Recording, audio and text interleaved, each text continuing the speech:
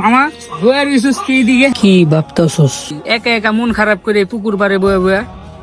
বন্ধু মনটা ভালো না রে, কি আর কমু, বাসায় ঝামেলা চলতেছে তো, তাই মনে কর পুকুর পারে বইয়ে রইছি। বন্ধু তোর বাসায় কি ঝামেলা চলতেছে?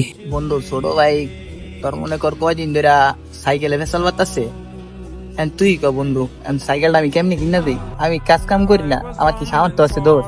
দায়িত্ব যেহেতু তোর উপরে, আমি মনে করি তোর ছোট ভাইয়ের একটা সাইকেল কিনা দেওয়াই উত্তম। এত টেনশন করতেছস কে? একটা সাইকেল কিনাই দে বেটা। বন্ধু আল্লাহ তাআলা দায়িত্ব দিছে ঠিকই, কিন্তু সামর্থ্য দেয় না রে বন্ধু।